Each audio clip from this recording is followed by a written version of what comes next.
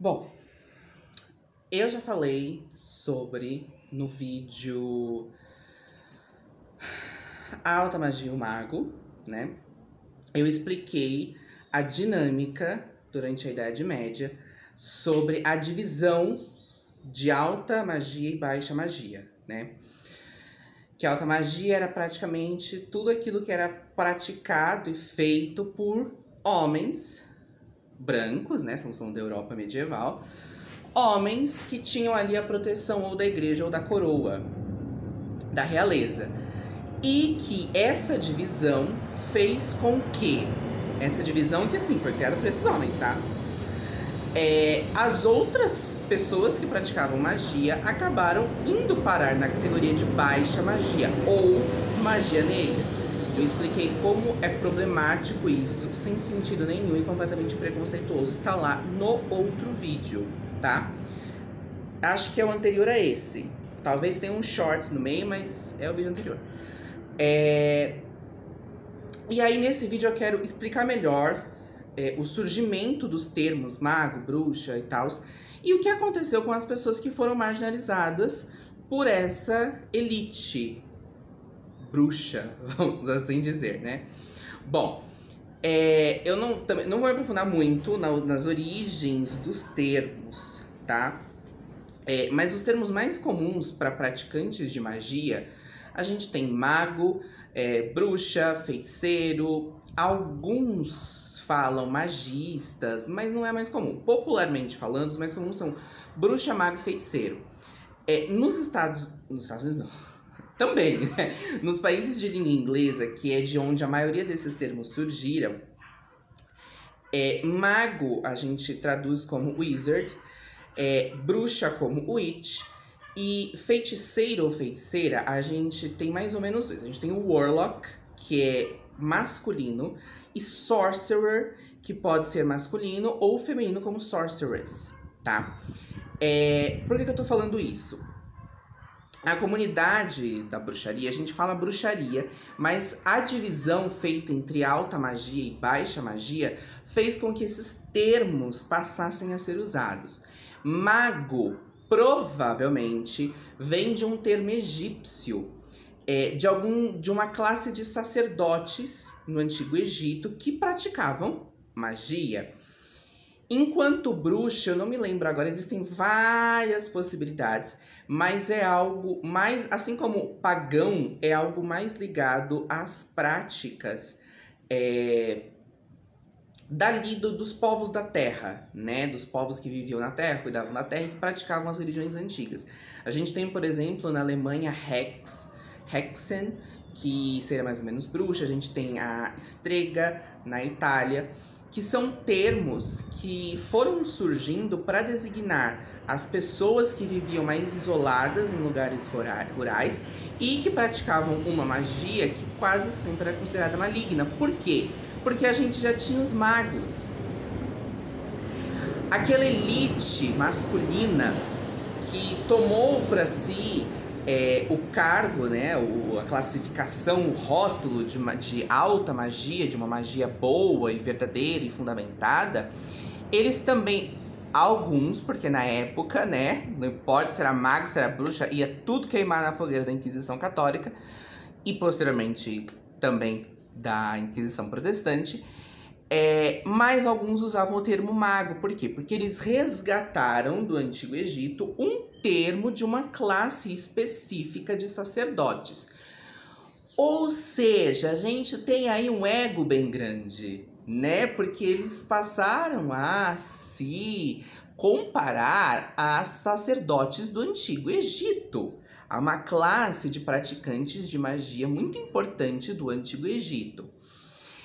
Automaticamente, a gente tem, então, no termo mago, essa ideia de sabedoria, de uma idade que a gente acaba associando a uma idade mais avançada por conta dessa ideia de sabedoria. Como eu falei no outro vídeo, o mago Merlin, o tio Vitor do Castelo Rá-Tim-Bum. Eu gosto muito de usar o Castelo Rá-Tim-Bum como exemplo nessa situação, porque o tio Vitor e a Morgana, eles são extremamente os estereótipos de mago e de bruxa, tá? O tio Vitor, ele era um feiticeiro, certo? Mas a aparência dele, além de já apresentar uma maioridade, cabelos brancos e tal, barba,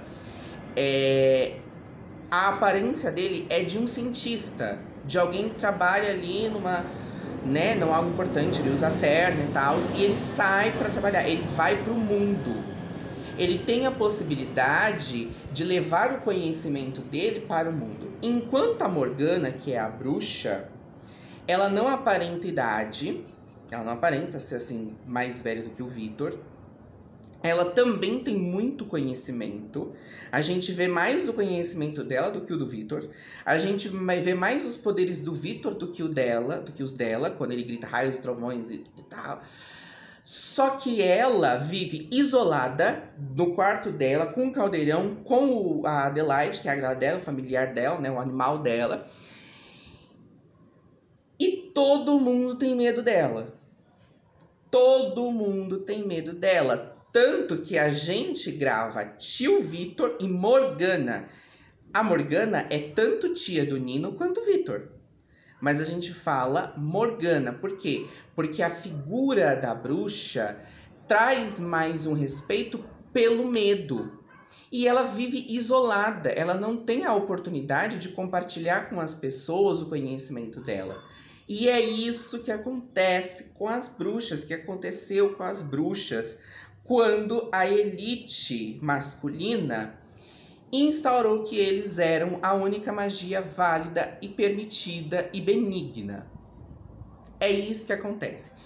Para finalizar os termos e chegar na bruxa. Lá em países de língua inglesa, eles usam wizard para os magos e witch para as bruxas. É como se witch, como se bruxa fosse uma palavra exclusivamente feminina. A comunidade bruxa atual lá fora, existem muitos homens que reivindicam o nome de bruxo para si, mas é mais comum usar warlock ao invés de bruxa. Porque o warlock é como se fosse um termo marginalizado do wizard, do mago. Mas ainda assim traz um aspecto mais nobre do que bruxa. O sorcerer, o feiticeiro, geralmente, tanto lá quanto aqui na língua portuguesa, é usado como meio termo. Você não quer passar nem uma imagem de um homem extremamente sábio, bondoso, nem de uma mulher extremamente maligna. Você quer usar um meio termo, você não quer cair dentro desses estereótipos, então você joga lá um feiticeiro, tá? Alguns lugares a gente vê feiticeiro e bruxa como sinônimo, aqui também. E é meio que isso. Isso eu tô falando na parte ficcional, tá? De obras artísticas. Na comunidade bruxa é muito de como você se identifica, tá? Eu vejo muitas... Eu, por exemplo, eu me chamo de bruxa por conta da carga feminina, que a gente já vai falar sobre isso. Desse termo bruxa. Mas existem muitas pessoas que às vezes falam bruxa, feiticeiro, mago. Como eu falei no último vídeo. Isso eu tô trazendo uma ideia e uma origem geral, tá? Mas individualmente cada um se denomina como se sente melhor. Beleza? Então, a bruxa. Quando essa elite masculina diz que a magia que eles estudam, né, que não era magia, mas enfim, que eles diziam que não era magia, é a única boa e nobre e aceitável, todas as outras pessoas são marginalizadas e associadas às antigas tradições pagãs e não cristãs. Muitas vezes era verdade, muitas vezes era verdade. Muitas vezes essas pessoas marginalizadas que viviam mais na parte rural, ali dos reinos, ainda mantinham muitas tradições dos antigos povos, tradições não cristãs. Mas essas pessoas eram as perseguidas. E a grande maioria eram mulheres. Por quê? Histórica e socialmente falando, não tô falando que isso é certo, tá? Tô falando que isso aconteceu. As mulheres ficavam em casa. Então, quem aprendia mais as tradições, os rituais, as crenças e que passavam para frente eram as mulheres. E a gente não precisa ir longe. A grande maioria das pessoas aqui, nessa época, estamos em 2022, A maioria das pessoas aqui no Brasil em 2022 tem as suas lembranças de esse chazinho faz bem. Lembra daquela história de fantasma na fazenda? Na maioria das vezes, quem passa adiante essas histórias são as mulheres, são as mães, as avós, as tias.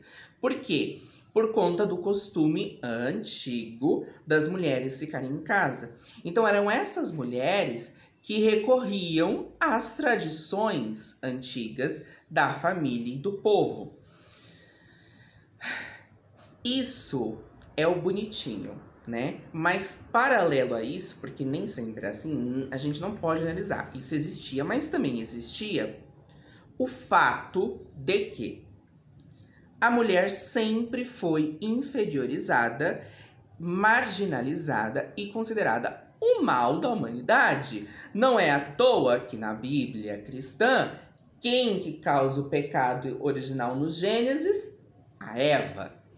Então, quando essa elite masculina instaura essa divisão na bruxaria, mesmo que não fosse a intenção de todos, eles acabam firmando a ideia de que, se os homens intelectuais praticam a magia boa, então as mulheres que não têm acesso a estudo, que não têm conhecimento formal, elas praticam a magia ruim. Porque mesmo que você fosse um homem pobre, você poderia ter uma possibilidade, de ter um mínimo de educação formal. Nem que fosse ali aprender um rudimentar de leitura e de escrita. Mas conhecimentos técnicos eram passados para você. Era você que cuidava, por exemplo, das finanças, falando da Idade Média, tá, gente? Ali do que, eu tenho que dar tanto isso pro rei, isso aqui fica pra gente, isso aqui eu vou trocar com o meu vizinho pelo alimento dele, pelo produto dele. Então, querendo ou não, o homem, mesmo pobre, mesmo sem educação formal, ele era visto como culto e inteligente. A mulher não. Então, a mulher burra, né, a mulher sem conhecimento, que pratica algum tipo de magia, ela é o inimigo. Essa magia é a baixa magia. Essa magia é a magia negra, a magia do mal. A bruxa. Então aí a gente... aí a gente começa a entender, por exemplo, no mito do Rei Arthur, no mito ali, né, mais conhecido, que a gente tem o Mago Merlin, que a gente não desassocia o nome Mago Merlin. Lembra do tio Vitor? Tio Vitor, é carinhoso, tio, ele é carinhoso, ele conversa com todo mundo, ele é brincalhão, sempre sorrindo. Então, o Mago Merlin era aquele senhor barbudo, já de idade, muito inteligente, que aconselhava o Rei Arthur, que ajudou o Rei Arthur a se tornar o maior rei de todos os tempos. Em contraposição, a gente tem a Morgana. Olha só que coincidência o nome das duas. Seu mesmo? Não, não é coincidência. A Morgana era a meia-irmã do Arthur. A meia-irmã que teve um filho dele. A meia-irmã que tentava roubar o trono dele. E ela era uma bruxa. Ela vivia na ilha de Avalon, onde só viviam mulheres que serviam à deusa pagã. E ela era o mal encarnado. Entendem? No castelo, a Morgana ficava lá. Ela só descia em ocasiões muito especiais. Quando ela descia, todo mundo ficava muito calado, todo mundo tinha medo dela. E aí a gente tem a construção da figura maligna da bruxa. A mulher inferiorizada, porque ela não tinha conhecimento, porque o conhecimento formal era o único conhecimento que vale. Não mudamos muito, né? Ainda hoje você precisa ter um diploma para provar que você é inteligente, que sabe de alguma coisa. E a mulher era maligna. Maligna, por quê? Porque era ela o mal da humanidade desde sempre. Era ela que tinha ali as relações com Satã. Era ela. Não só relações ali de mágicas, mas relações físicas ela tinha com Satã. E aí toda a construção social e religiosa por parte da Igreja Católica em cima da mulher vai se firmando usando a bruxaria também. É por isso que, sim, houveram homens e animais, tá? A Inquisição, as Inquisições a Inquisição Católica, a Inquisição Espanhola, que foi meio que separada da Inquisição Católica, as Inquisições protestantes, como no caso de Salem. Animais eram mortos, houveram homens mortos, sim, em sua maioria acusados de serem lobisomens, mas a grande maioria foi de mulheres, por conta de tudo isso. E até hoje, eu comentei no último vídeo que ainda hoje existem pessoas que trazem, mantêm um pouco a ideia, mesmo que não usem os termos, mantém a ideia da alta magia. Bom, magia branca e magia negra a gente escuta aí, né?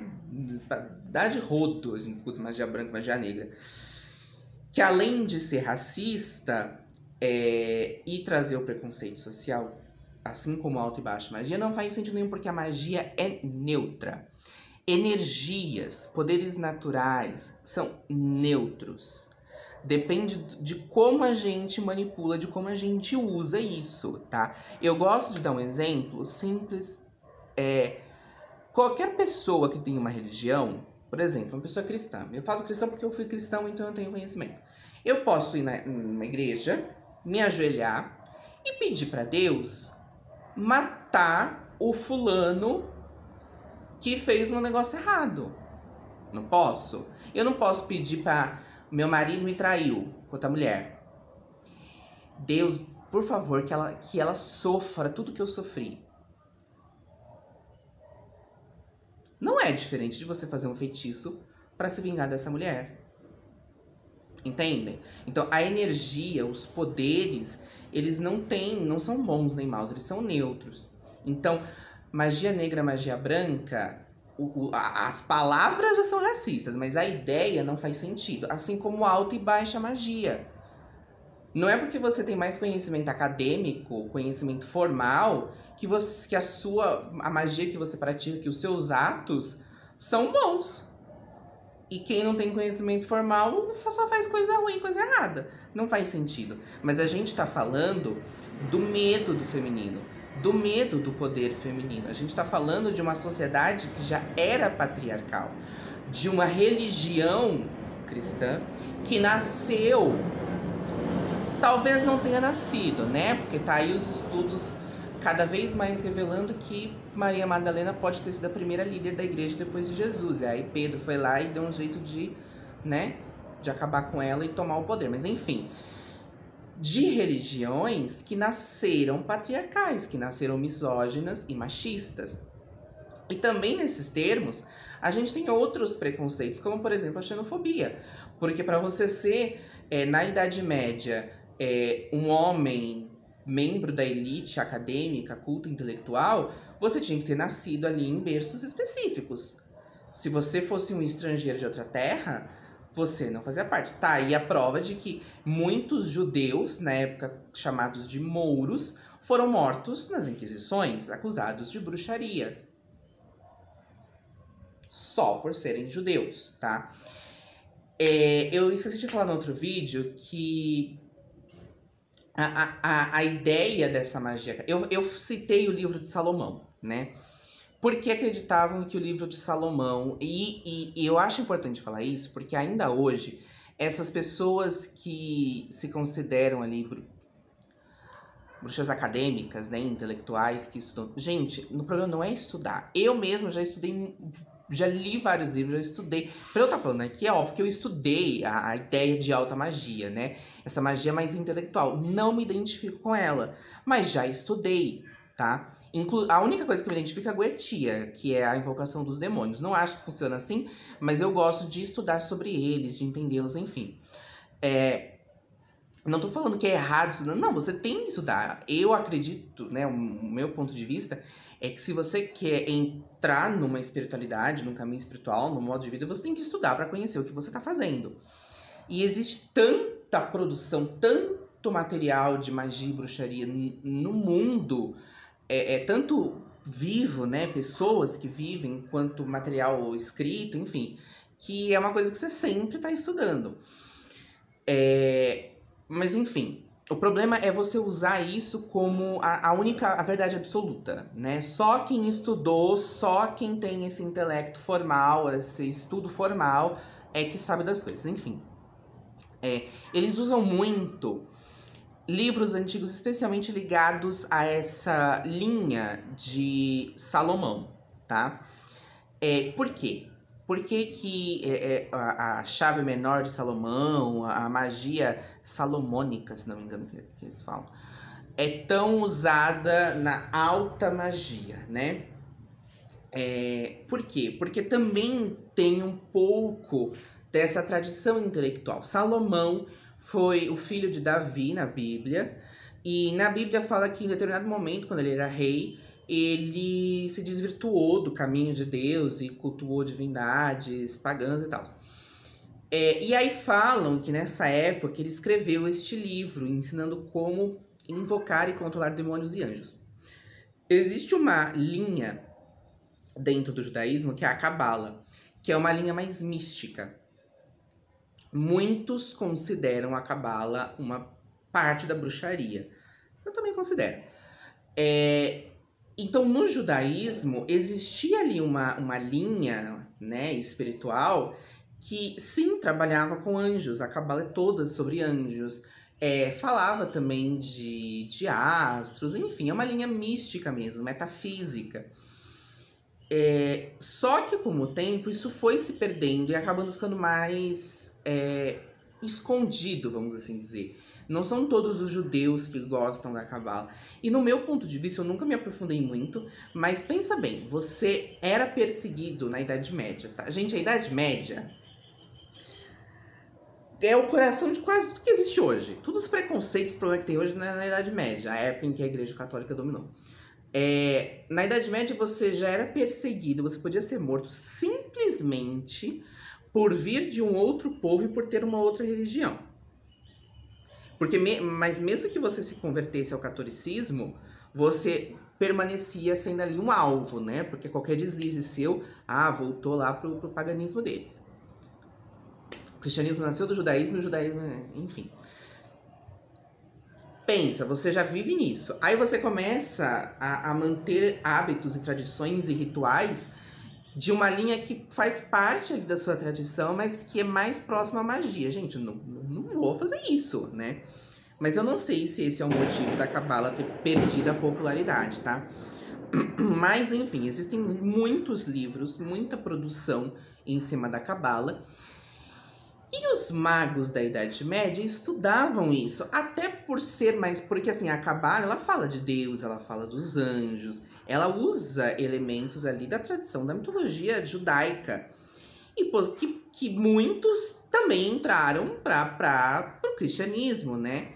Então, era mais fácil para os magos começar por esse caminho mais seguro, mais próximo do cristianismo. Então, muitos estudavam a Cabala e esses livros, né, esse conhecimento da Cabala ainda hoje. E ainda hoje isso é tido como algo superior e tal. Enquanto... E aí eu vou entrar em outra coisa, que aí é uma percepção minha, tá? De uma maneira, gente, sempre geral, tá? Nada aqui que eu tô falando é verdade absoluta pra todo mundo, porque... A gente é ser humano, os seres humanos são diferentes, cada um é cada caminho é um caminho, então é muito variável, muito relativo, tá? As pessoas que praticam a magia mais acadêmica, né, baseada nesse conhecimento formal e tal, eles são muito apegados a regras, a normas. Então, por exemplo, eu pego a chave de Salomão e tem, assim, uma lista de coisas, de itens que eu tenho que usar. Fogos de artifício. Itens que eu tenho que usar, palavras que eu tenho que ler, movimentos que eu tenho que fazer para invocar determinada entidade. E tudo isso tem que ser seguido exatamente à risca, tá? Na bruxaria em geral... existem sim esses rituais que têm que ser seguidos passo a passo e tal, mas eu percebo uma maior flexibilidade, uma maior busca pela conexão com a energia, com o poder, com a entidade, com a divindade, do que exatamente um seguir normas. E aí eu acho que entra muita questão. Aqueles que entendem a bruxaria como religião, eu acho que tendem a acho, tá? Tendem a ter mais essa visão estrita, né, restritiva. Enquanto outra parte não, outra parte entende que é mais livre, sabe? É mais do seu entendimento, tá? Mas esse recorte que eu tô fazendo é a minha visão, tá? É a minha visão. A gente tem muitos rituais por aí que devem ser seguidos à risca. Não por mim, mas pelas pessoas, que eu não costumo seguir essas regras e nada. Mas enfim, tá? Já tô fugindo um pouco do negócio. Esse é o principal motivo da gente ver essas diferenças entre quando eu falo que eu sou mago, quando eu falo que eu sou bruxa. É por isso que eu li no outro vídeo, né, onde tudo começou essa polêmica, o mago que falou que bruxaria e pobreza não combinam. Por isso que eu trouxe como ele se descreve na bio do perfil. Mago, psicanalista, professor e filósofo. Porque ele mostra que ele é mago, ele não é bruxo, ele é mago, tá? E ele é professor, ele é filósofo e psicanalista. Ele tem muito conhecimento formal oficializado ali pelo... Quer dizer, eu não vi o diploma dele, mas... né? Tem ali comprovação desse conhecimento. E é por isso que ele tem autoridade para falar que bruxaria e magia não combinam. Bruxaria e magia. Bruxaria e pobreza não combinam. O que não faz sentido, o que não é verdade. Mas, entendem, esse movimento é um preconceito enraizado. A gente não fala do machismo estrutural, do racismo estrutural, da homofobia estrutural, que são preconceitos enraizados na sociedade, que a gente nasce, mesmo que a gente não tenha uma família, grupos sociais extremamente preconceituosos, mas a estrutura da nossa sociedade já nos leva para um caminho preconceituoso, já nos leva para esses tipos de preconceito. É a mesma coisa com essas ideias dentro da bruxaria. Quando você entra na bruxaria, se você não vem de, né, grupos, especialmente de família, que já te trazem essa tradição e que já vão te encaminhar para um caminho pré-determinado por elas, né? Mas quando você entra na bruxaria, você inevitavelmente cai nesses caminhos preconceituosos de magia branca, magia negra, alta magia, baixa magia. Você tem que estudar, você tem que ter ali cursos, você tem que se associar a um grupo, a um coven, a uma sociedade secreta, entende? É algo estrutural. Então, por mais que a gente não queira, a gente nem tem noção disso, a gente acaba cometendo isso. Então, eu não tô falando que este mago pensou em usar esses termos acadêmicos que ele possui. Talvez não. Talvez seja algo estrutural, né? Algo que ele foi ali aprendendo ao longo do caminho na bruxaria. Não quer dizer que nós temos que normalizar isso. Assim como nós combatemos os preconceitos na sociedade, eu acho que dentro da bruxaria a gente também tem que combater esses preconceitos pra gente desestruturá-los e conseguir uma maior liberdade, porque afinal de contas, bruxaria também é sobre liberdade. É sobre liberdade, se libertar do sistema, se libertar dos preconceitos, se libertar das regras sociais que não fazem sentido. Eu acredito nessa bruxaria, eu acredito nesse tipo de bruxaria, tá bom? E lembrando sempre que tudo isso era um movimento para inferiorizar, marginalizar o feminino. E é por isso que ainda, não só por isso, mas isso também contribuiu. Olha só, gente, a gente pensa que a gente tá tão alheio à bruxaria, né? Pessoas que não praticam bruxaria. O que bruxaria tem a ver comigo? Tem a ver sim, porque um pedaço da história da bruxaria ajudou a fortalecer e a estruturar a sociedade machista, misógina que a gente tem hoje, xenofóbica que a gente tem hoje também. Então, sim, a bruxaria, infelizmente, contribuiu, uma parte dela, para a sociedade patriarcal, machista e excludente do feminino que nós temos hoje. Que possamos continuar lutando para mudar isso, não é mesmo?